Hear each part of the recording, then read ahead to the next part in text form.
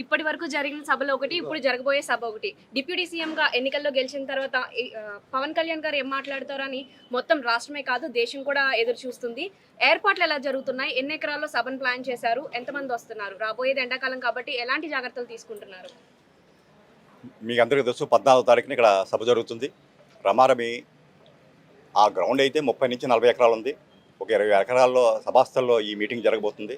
అదేవిధంగా ఎదురుగుండా కూడా 3 సైట్లను పార్కింగ్ నిమిత్తం మేము ఐడెంటిఫై చేయడం జరిగింది. ఇప్పటికే ఏర్పాట్లు చాలా ముమ్మరంగా సాగుతున్నాయి. 2-3 రోజుల్లో ఇవన్నీ కూడా ఫైనల్ స్టేజ్కి వస్తాయి. ఈవేళే మా అగ్రనాయకులు పిఎస్సి చైర్మన్ అయినటువంటి నాదెళ్ల మనోహర్ గారు, ఎమ్మెల్సీగా అయినటువంటి హరిప్రసాద్ గారు, మిగతా శాసనసభ్యులు ఎవరైతే వివిధ విభాగాల్లో నియమించే వారంతా కూడా ఇవాళ కాకినాడలో చేరుకుంటున్నారు. ఈవేళ సాయంత్రమే వార్ రూమ్ స్టార్ట్ అవుతుంది. ఈ కార్యక్రమాలు రేపటి నుంచి మరింత అవుతాయి. ముఖ్యంగా ఈవేళ అధికారంలో లేనప్పుడు కూడా అద్భుతంగా నిర్వహించాం. ఈవేళ 10 ఏళ్ళు కష్టపడి ఈవేళ అధికారంలోకి వచ్చాం. ఈవేళ ఈ రాష్ట్రంలోనూ ఈ దేశంలోనూ ప్రభుత్వం ఏర్పాటు చేయడానికి ఈ పిఠాపురం మాకు నైతిక స్థైర్యాన్ని మద్దతుని ఇచ్చింది. వారికి కృతజ్ఞతాపూర్వకంగానే ఇక్కడ సభ అధ్యక్షులు వారు చేయాలని నిర్ణయించారు. ఇక్కడ జనసేన పార్టీ మీ అందరికీ తెలుసు, జనసామీకరణ చేయవలసిన అవసరం లేదు. ఈవేళ వచ్చేవారిని రిసీవ్ చేసుకుంటే చాలు మేము.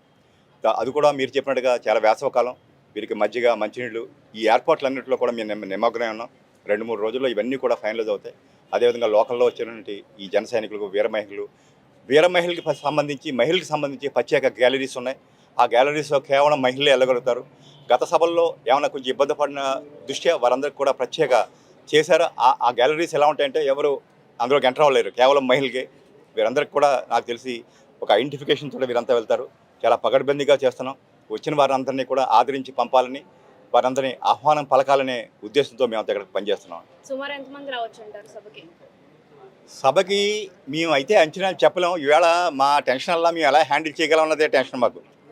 రమారమి ఇది అంచనాలకు అందరి విషయం. ఇది నేను చెప్తున్నాను కదా, రమారమి మహిళించే మచిలీపట్నం సభ అయితే ఒక విషయం ఏంటంటే మోర్ దెన్ 10 lakhs అంటే వచ్చి వెళ్ళిపోయినారు. ప్రాంగణంగా 3 లక్షలు ఉన్నారు, రోడ్డు మీద 3 లక్షలు ఉన్నారు. దానికంటే ధీటుగా ఈ సభ జరుగుతుందని మేము భావిస్తున్నాం.